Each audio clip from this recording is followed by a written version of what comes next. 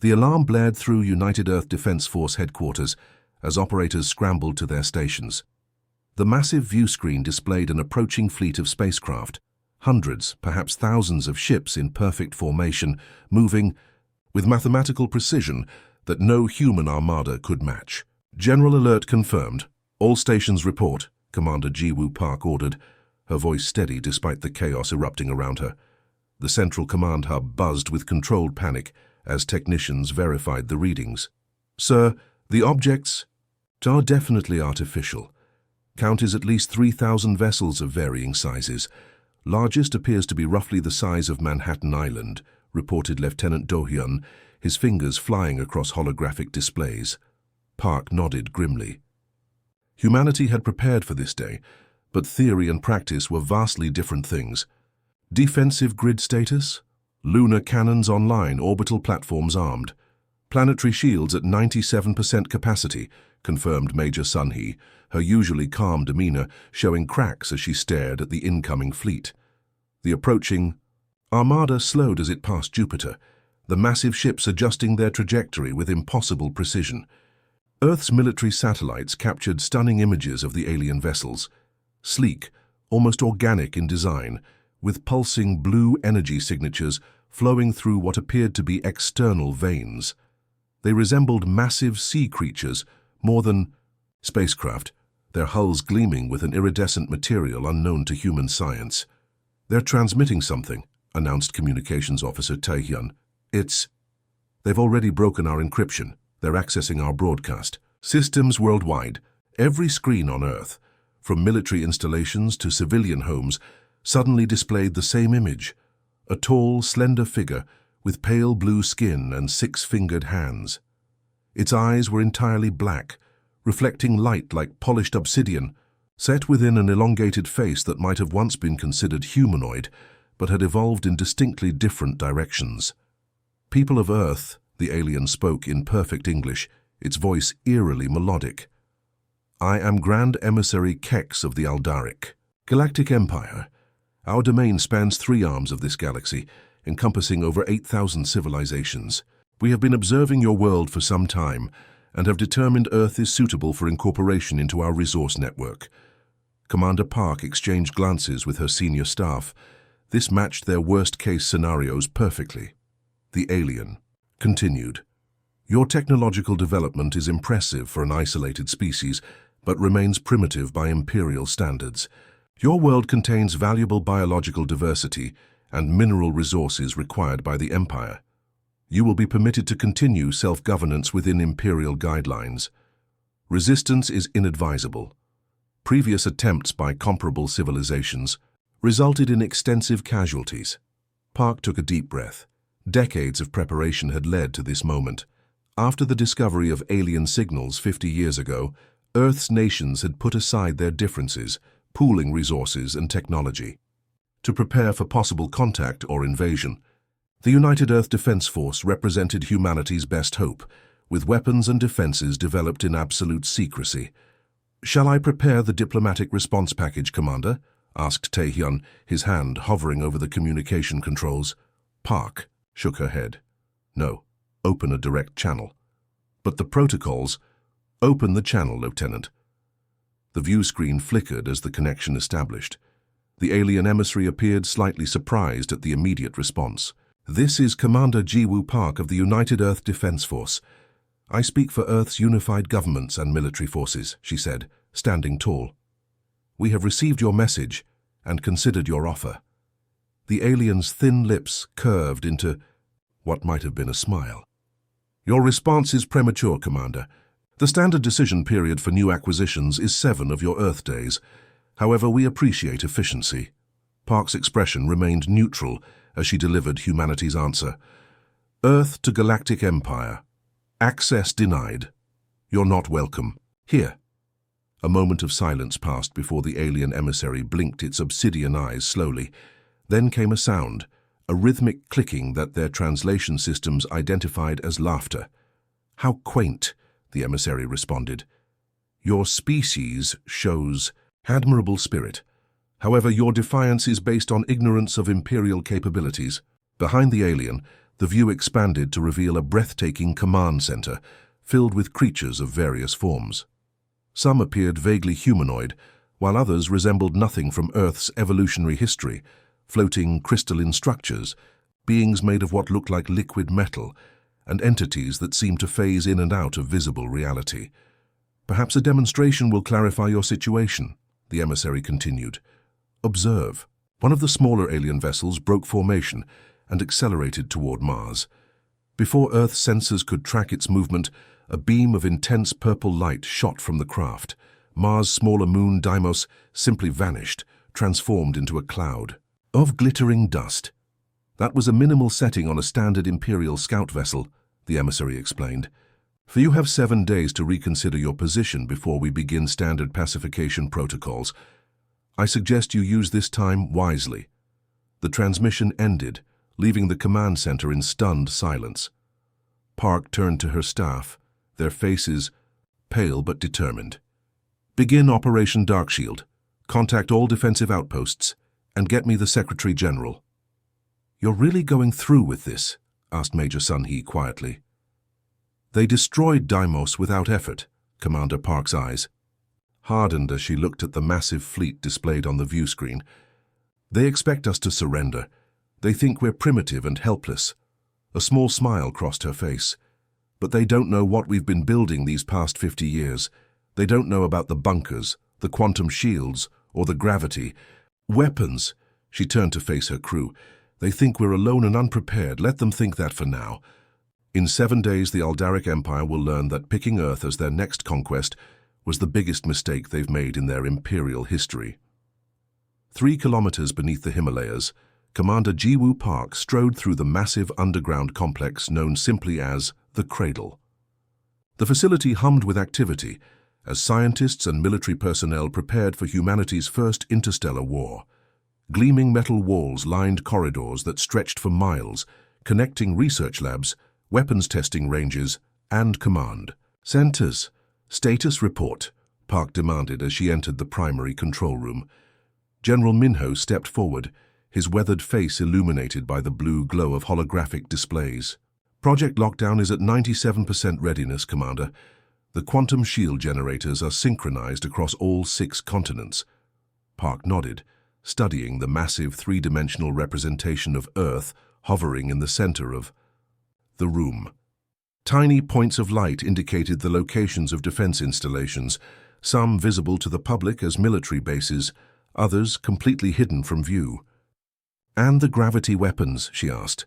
"The lunar array is fully operational," replied Dr. Yunha, the project's lead scientist. She manipulated the hologram, zooming in on the far side of the moon where massive installations had been built in secret. 17 generators, each capable of creating a localized gravity well strong enough to crush a cruiser-class vessel. Park allowed herself a small smile. 50 years ago, when the first alien transmissions were detected, most of humanity had celebrated the discovery of extraterrestrial intelligence. But military leaders and scientists had seen the potential threat. In an unprecedented move, traditional enemies had become allies, pooling resources and knowledge to prepare for this very moment. "The Empire gives us 7 days, Park said. "They expect us to spend that time in panic or preparing to surrender. Instead, we'll use it to finish our preparations. What's the status of our infiltration units?" Lieutenant Jinwoo brought up another display showing small insect-like drones. "The nanobots are ready for deployment. Once inside their ships, they'll map the internal systems and identify weaknesses." The enormous view screen on the wall suddenly flashed with an alert. "Commander," called out the sensor operator, "Imperial scouts are moving into position around Earth, 12 vessels, approximately 200 meters each." "Right on schedule," Park said. "They're testing our defenses before the main assault. Let's show them what we've been working on." She moved to the central command station and placed her palm on the biometric scanner. "Activate Project Lockdown. Authorization Park 7 Delta 9. Throughout the room, screens lit up with confirmation codes as similar authorization sequences were entered in hidden bunkers across the globe. Deep beneath the oceans, in mountain strongholds and desert complexes, massive generators powered Up quantum shield grid online, reported General Minho. Power at 84% and rising. In space, the Imperial scout ships approached Earth's atmosphere. Their scans showed primitive defenses, a few hundred satellites, some missile systems, nothing that posed any threat to their superior technology.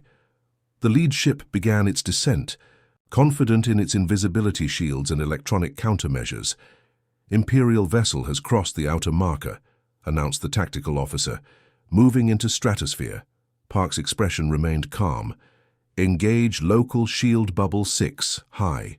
Above North America, the air itself seemed to ripple and distort. The alien ship suddenly jolted, as if hitting a solid wall, its engines flaring as it struggled against the invisible barrier. "What's happening?" demanded the Imperial scout commander, his six-fingered hands racing across control panels. "Shields. Failing. Energy drain detected." Inside the cradle, technicians monitored the encounter with growing excitement. "The quantum shields are working perfectly," Dr. Yunha reported. "They're not just blocking the ship, they're absorbing its energy." Signatures. On the view screen, the alien vessel's sleek design began to lose its luster as the quantum shield drained its power. Its once graceful movements became erratic, like a dying insect. "Gravity pulse ready," announced General Minho. Park nodded. "Fire from a hidden installation in the Arctic, a pulse of invisible energy shot upward. It struck the struggling alien craft, creating a localized distortion in space-time.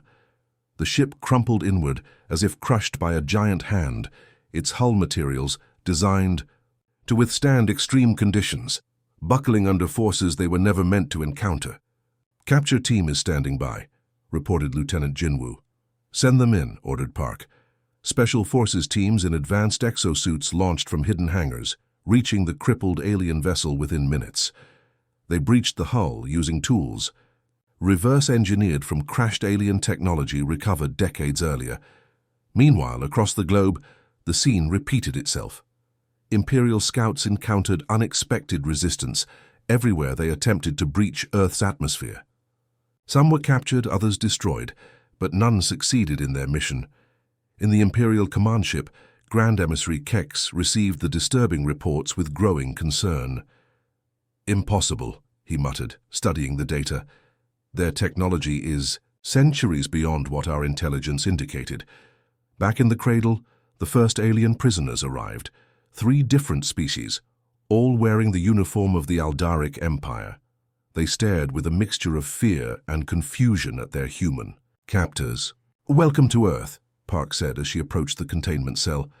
"I believe you'll find your stay here quite educational." The lead alien, a tall being with crystalline structures protruding from its shoulders, hissed something that the translation devices interpreted as, "You have made a grave mistake. The Empire will reduce your world to ash." Park leaned closer to the transparent barrier. "Your scout ships were equipped with neural interfaces that connect directly to your central fleet network, correct? Interfaces that our teams have already begun to analyze and reverse engineer." The alien's reaction, a widening of its compound eyes, told Park everything she needed to know. "Oh yes," she continued, "we've been picking apart crashed ships for decades. Your neural technology is impressive, but it has one critical flaw. It works both ways." She turned to Dr. Yunha. "Begin the information extraction. I want to know everything about their fleet capabilities, command structure, and especially their weaknesses."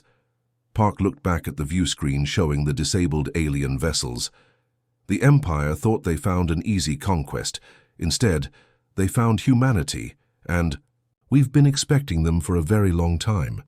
Captain Hyun Kim studied the holographic display of the Imperial Armada from the bridge of the EDS Phantom, Earth's most advanced stealth vessel. The ship hummed with quiet energy as it drifted among the asteroid belt, hidden from the Empire's sensors by technology that bent light and absorbed radar signals.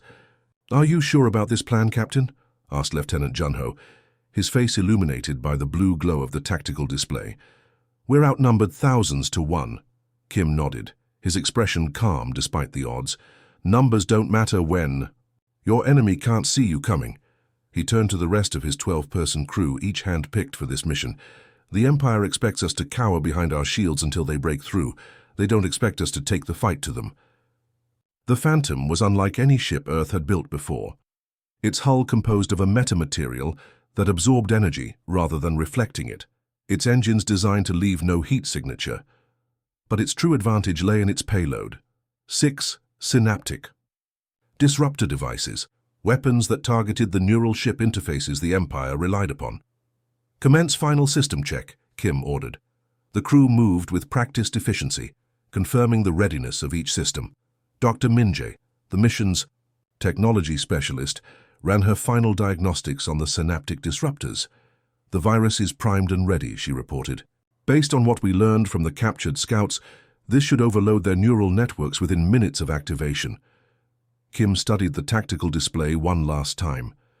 The Imperial Command Vessel, a massive structure 17 kilometers long, hung at the center of their formation like a gleaming blue-black spider in a web of ships. "Set course for the command vessel," he ordered. "Stealth systems at maximum." The Phantom glided silently through space, passing Imperial patrol ships that never registered its presence. Their journey took them through formations of alien vessels, unlike anything humans had imagined, living ships with crystalline growths, massive carriers housing thousands of drone fighters, and weapons platforms that could destroy planets. "They're confident," whispered Tactical Officer Jiwoo as they passed within 100 meters of an Imperial cruiser. "Look at their defense pattern, minimal overlapping coverage. They don't expect enemies this deep in their formation." After 3 tense hours, they reached their target. The Imperial command ship loomed before them, its surface covered with what looked like pulsing veins carrying energy throughout the massive structure. "Structural analysis complete," reported Lieutenant Junho. "I've identified what appears to be a maintenance access port on the vessel's underside. It's large enough for our boarding team." Kim nodded. "Prepare the insertion team. We go in silent." 5 minutes later, Kim led a team of 6 through the airlock, each wearing suits that mimicked the Imperial technology's energy signature, another innovation reverse-engineered from captured scout ships. They crossed the void between vessels, in perfect silence, their magnetic boots attaching to the hull of the command ship. "Entry point located," whispered Engineer Somin through the comm system. She attached a device to the hull that interfaced with the ship's systems, tricking it into opening the maintenance port from within. The metal iris spiraled open silently. Inside the Imperial vessel, the team found themselves in a cavernous maintenance, a bay filled with robotic repair drones. The internal architecture was unlike anything human, curved surfaces that seemed to grow from one another, lighting that pulsed in patterns suggesting circulatory systems rather than electrical networks. "Remember minimal contact," Kim reminded his team. "We're ghosts until we reach the central processor." They moved through the ship's corridors, guided by schematics extracted from the captured scouts. Twice they had to hide as alien crew members passed. Beings with translucent skin revealing complex organ systems beneath, moving with an unsettling grace. "Central processor should be 2 levels up," Dr. Minje whispered, checking her scanner. "Security presence is heavy, as expected." Kim nodded. "Plan Delta." The team split into pairs, each taking different routes to their objective. Kim and Dr. Minje encountered the first real obstacle, a security checkpoint manned by 4 Imperial guards. These weren't the standard troops, but elite warriors with biomechanical enhancements, their bodies partly merged with their armor. "Distraction in 3, came Lieutenant Junho's voice over the comm. On the opposite side of the ship, a small explosive detonated, not powerful enough to damage the vessel, but sufficient to draw attention.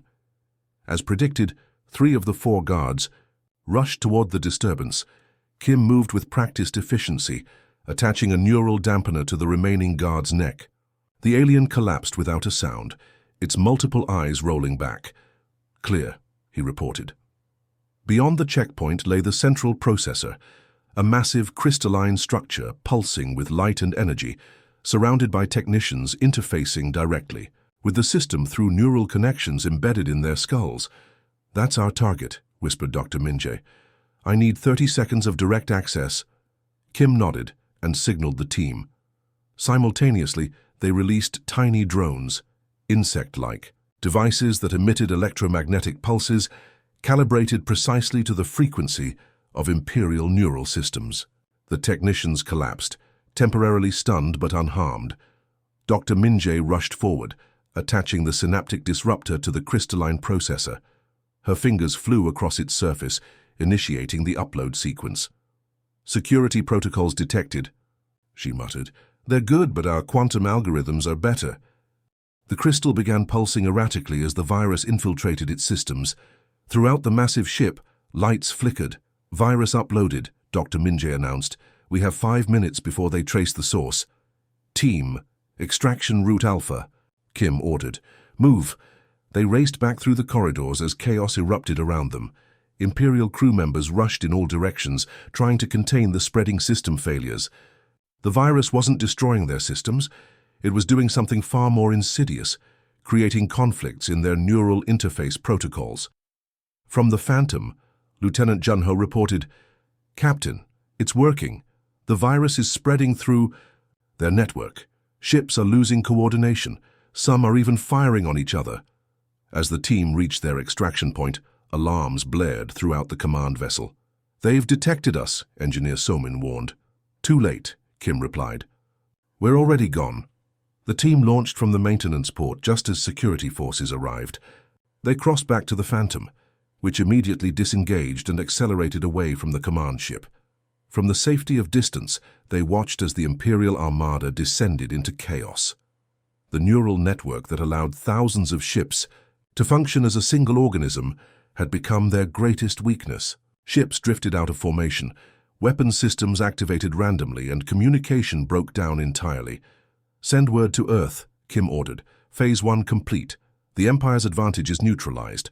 For the first time in 8 centuries, the Helderic Empire faced an opponent who had turned their greatest strength against them. And as reports flooded in from across the Armada, one question echoed through Imperial command. How could a primitive world have developed technology capable of this? Ambassador Nari Lee stood at the viewport of the diplomatic vessel as it approached. Aldaris Prime, the Imperial capital. The planet below was a masterpiece of engineering, entire continents shaped into perfect geometric patterns, oceans tinted purple with bioluminescent algae, and orbital rings that glittered like diamond necklaces around the world. "It's beautiful," admitted Security Chief Dongyun, who stood beside her. "Hard to believe something so beautiful could be built by something so cruel." Lee nodded. Her diplomatic team had been unexpectedly summoned after Earth's successful defense against the Imperial fleet. The invitation claimed to seek peaceful resolution, but no one on the Earth delegation believed it was that simple. "Remember," she told her team as their ship was guided into a massive docking bay, "we represent not just Earth, but the first world to successfully repel an Imperial invasion in centuries. Every eye in this empire will be watching us." The docking bay itself revealed the scale of Imperial power. Thousands of ships from hundreds of worlds, each design more exotic than the last. Some resembled giant sea creatures, others geometric crystalline structures that seemed to defy physics. Robot drones scuttled between vessels, performing maintenance with mechanical precision. As the Earth delegation descended the ramp, they were met by an Imperial reception committee, led by a tall, elegantly dressed alien with silver skin and eyes that shifted colors like oil on water. "Ambassador Lee," the alien spoke in perfect English, "I am Grand Vizier Thex, the Imperial Court, welcomes Earth's representatives." The words were polite, but the tone carried unmistakable tension. "Grand Vizier," Lee bowed slightly. "Earth appreciates this opportunity for dialogue." As they were escorted through gleaming corridors of impossible architecture, walkways that seemed to float without support, walls that shifted and changed as they passed, Lee noticed the curious glances from other alien delegates. Some looked fearful, others hopeful, but all seemed intensely interested in the humans. Their quarters were luxurious beyond imagination, rooms that adjusted temperature, lighting, and even gravity to their preferences. But Lee immediately noticed the subtle surveillance devices hidden throughout. "They're watching everything," Security Chief Donghyun confirmed after scanning the rooms. "Even the air contains microscopic monitoring devices." Lee nodded. "That's expected. Let's use it to our advantage." The next morning, the Earth delegation was escorted to the Grand Imperial Council, a massive chamber where representatives from thousands of worlds gathered. The architecture was deliberately intimidating, a soaring dome that seemed to contain an artificial sky, with the imperial throne elevated 50 meters above the council floor. The emperor himself was rarely seen, in person, represented instead by a holographic projection of shifting light patterns. Grand Vizier Thex spoke for him, standing on a platform just below the throne. "The council recognizes Earth's delegation," Thex announced, his voice amplified throughout the chamber. "You stand before us as the first world in 8 centuries to successfully resist imperial integration. The Emperor wishes to understand this anomaly." Li stepped forward. "Earth does not consider its independence an anomaly, Grand Vizier. We consider it our natural right, as it should be for all worlds." A murmur ran through the assembled delegates. Such direct speech was rarely heard in the council chamber. "Bold words," Thex replied coldly. "Perhaps you misunderstand your position. The Emperor in his mercy offers terms of cooperative integration rather than conquest. This is a generosity extended due to your unexpected resourcefulness." "We appreciate the Emperor's consideration," Li replied with careful diplomacy. "Earth would welcome mutually beneficial relations. However, we cannot accept terms that compromise our sovereignty." The formal session continued with imperial officials laying out demands disguised as offers, resource tributes, technology transfers, and military access, all presented as generous concessions. Li parried each with diplomatic skill, neither rejecting nor accepting, keeping the negotiations open while revealing nothing of Earth's true capabilities. As the session adjourned, Li noticed several delegates from other worlds making subtle gestures toward her team, quick nods, brief eye contact, fingers formed into patterns that seemed meaningful. "We've attracted attention," whispered Diplomatic Officer Minji, "and not just from imperial officials." That night, as Li reviewed the day's proceedings in her quarters, the environmental controls suddenly shifted. The lights dimmed, and the EI air circulation changed pattern. "They've temporarily disrupted the surveillance," Dongyan noted, checking his scanner. "Someone's overridden the systems." A wall panel slid open silently, revealing a hidden passage. A figure stood in the shadows, tall, with forearms and skin that seemed to absorb light. "Ambassador Li," the figure whispered, "I am Representative Zol of the Tyrillian Confederation. We must speak quickly before security protocols reset." "How did you?" Li began. "Many of us have learned to work around imperial monitoring," Zoli replied. "What your world has done has ignited hope throughout the subjugated worlds. For centuries we believed resistance was impossible." "The Empire isn't as invincible as they claim," Li said. "No," Zol agreed. "Their power is built on illusion and stolen technology. Each world they conquer, they strip of innovations and cultural knowledge. Their superior technology is merely the accumulated genius of 1,000 conquered civilizations. Over the next 3 days, Li met secretly with representatives from 17 different worlds, each meeting arranged through ingenious methods to avoid detection. She learned that the Empire's control was far more fragile than it appeared. "The two neural interfaces your forces disrupted," explained a crystalline being from the Helios cluster. "That was our technology stolen 4 centuries ago. The gravity manipulation weapons, developed by the Zan Collective before their homeworld was reduced to an asteroid field." Meanwhile, in the Imperial Inner Sanctum, Grand Vizier Thex knelt before the Emperor's actual physical form, a being so altered by technology and genetic manipulation that it barely resembled its original species. "The humans continue to resist reasonable terms, Emperor," Thex reported. "Worse, they're forming connections with other delegations. Our surveillance indicates 17 unauthorized meetings." The Emperor's voice rasped through mechanical augmentation. "This contagion of defiance must be contained. What does the Science Directorate recommend?" "The human success has created a dangerous precedent," Thex replied. "If other worlds believe resistance is possible, the Empire's efficiency will decrease by an estimated 37%. The Science Directorate recommends a definitive demonstration." "The Void Lance," the Emperor nodded. "Prepare it. Earth must be removed before its example spreads." "It will be done," Thex bowed. "The weapon can be deployed within 12 planetary rotations." Unknown to them, every word was being recorded by microscopic drones developed by Earth's intelligence services. Technology reverse-engineered from captured Imperial scouts, but miniaturized beyond Imperial capabilities. As Lee listened to the recording in her quarters, her expression hardened. "Contact Earth immediately," she ordered, "and arrange an emergency meeting with our new allies. The Empire isn't interested in peace, they're planning our extinction." The Imperial dreadnought, Eternal Dominion, emerged from hyperspace at the edge of Earth's solar system, its massive form eclipsing distant stars.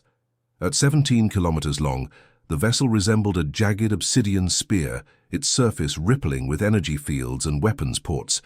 Smaller ships surrounded it, like remoras, accompanying a shark. On the bridge, Grand Vizier Thex stood with arms clasped behind his back, silver skin reflecting the blue glow of tactical displays. Final approach vector confirmed. The Void Lance requires 6 hours to reach full charge. The weapon in question occupied nearly half the dreadnought's internal volume, a device created from technology, stolen from a dozen conquered civilizations, capable of collapsing a planet's atomic structure in on itself. "Curious that the humans haven't responded to our approach," noted the weapons officer. "Their defensive systems remain inactive." Thex's color-shifting eyes narrowed. "Perhaps they've accepted their fate. No matter. This demonstration will ensure no other world dares resist Imperial authority for another 1,000 years." Meanwhile, deep beneath the Himalayan mountains, Commander Jiwoo Park stood in the center of Earth's Supreme Defense Command. Holographic displays showed the approaching Imperial fleet in real time. "The dreadnought carries enough firepower to reduce Earth to atoms," reported General Minho. "Our shields can't withstand that level of attack." Park nodded calmly. "They won't need to. Ambassador Lee's intelligence was correct. They're deploying their ultimate weapon." She turned to face the assembled military leaders from around the world. "It's time for Protocol Omega." Throughout the room, commanders entered authorization codes into secure terminals. Across Earth, in hidden installations built over decades, enormous engines began powering up. Technology reverse-engineered from crashed alien vessels, but improved by human innovation. In orbit around Earth, Ambassador Nari Lee waited aboard the diplomatic vessel New Horizon, surrounded by ships from 17 formerly subjugated worlds, vessels that had slipped away from the imperial capital under the guise of routine movements, carrying the representatives who had secretly allied with Earth. "The Imperial dreadnought has begun its weapons charging sequence," reported her tactical officer. "Estimated time to firing capacity, 5 hours, 40 minutes. Lee nodded grimly. "Send the signal to our allies, and inform Commander Park we're in position." Across the solar system, hidden in the shadow of Jupiter's moons, cloaked behind Saturn's rings and concealed in the asteroid belt, Earth's defense fleet waited. 200 ships built in secret over decades, each equipped with technology the Empire believed impossible for humans to possess. On the bridge of the flagship Defiance, Captain Hyun Kim received the transmission from Ambassador Lee. "It's time," he told his crew. "Activate jump drives." The Imperial sensors on the dreadnought suddenly flared with warnings, as space itself seemed to tear open in dozens of locations around them. Earth ships materialized from the dimensional rifts, their hulls gleaming with an iridescent material that absorbed energy weapons. "Impossible," Thex shouted as reports flooded in. "The humans don't possess jump technology." Before the Imperial fleet could reorganize, another series of space-time ruptures opened directly among their formation. Ships from 17 different worlds emerged, vessels with crystalline hulls, living ships with organic technology, and sleek metallic craft that moved with impossible grace. "This is Commander Jiwoo Park of Earth," boomed a transmission across all Imperial channels. "Your empire was built on conquest and exploitation. Today that ends." The Imperial fleet scrambled to respond, but found themselves trapped in a three-dimensional encirclement. Earth vessels launched waves of small fighters, unlike anything the Empire had encountered, craft that could phase partially out of normal space-time, passing through Imperial shields as if they weren't there. "Target their primary power conduits," Kim ordered from the Defiance. Just as our allies indicated, the fighters struck with surgical precision, targeting vulnerabilities known only to the civilizations that had originally developed the technology the Empire had stolen. Imperial ships began losing power, their weapons and shields failing. On the Dreadnought's bridge, chaos erupted as systems failed sequentially. "The Void Lance is destabilizing," shouted the weapons officer. "Energy containment." Failing, Thek stared in disbelief at the tactical displays showing Imperial ships being disabled, one after another. How? How could primitives coordinate this? A new face appeared on the main view screen, Ambassador Nari Li, standing confidently on the bridge of her vessel. "Grand Vizier, the Empire's reign of terror is over. At this moment, the evidence we've gathered is being transmitted to every world in Imperial space. Throughout the galaxy, on thousands of subjugated worlds, communication systems suddenly broadcast the same message. Detailed evidence of Imperial atrocities, the truth about stolen technologies, and images of the Empire's defeat at Earth. Most importantly, they showed that resistance was possible. You've built your power on lies," Li continued. "Each world you conquered, you stripped of its innovations, claiming them as your own. But you never understood the technologies you stole. You merely used them. That was your fatal mistake."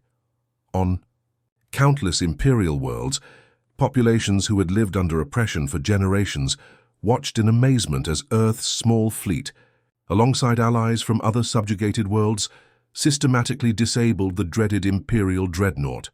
The Void Lance weapon, destabilized by precise strikes from Earth fighters, began to collapse in on itself. "Evacuate the vessel," Thex ordered.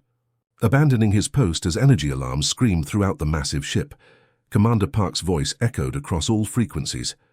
"Unlike you, we don't destroy civilizations. Your weapon has been neutralized, but your ship and crew can be saved if you surrender immediately." Faced with certain destruction, the Imperial crews complied. Escape pods launched from the Dreadnought as its main power grid failed completely. 1 month later, representatives from over 300 formerly subjugated worlds gathered in Earth's newly constructed orbital diplomatic center. Ambassador Li stood before them, addressing the historic assembly. For millennia, the Empire convinced us that resistance was futile, that they alone possessed superior technology and wisdom, she said, but their power was built on what they stole from us. Today we reclaim not just our freedom, but our shared future. The Galactic Cooperative was born that day, an alliance based on mutual respect and shared knowledge rather than dominance. Earth's contribution wasn't just military victory, but a fundamentally different vision of how diverse civilizations could interact. As the assembly concluded, Commander Park joined Ambassador Li at the viewport overlooking Earth. "Do you think it will last?" Park asked quietly. Li smiled, watching ships from dozens of worlds moving peacefully through Earth orbit. "The Empire lasted because they kept everyone isolated and afraid. We're building something based on connection and shared strength. That makes all the difference." Across the galaxy, the message continued to spread. "Earth to Galactic Empire. Access denied. You're not welcome here." The end.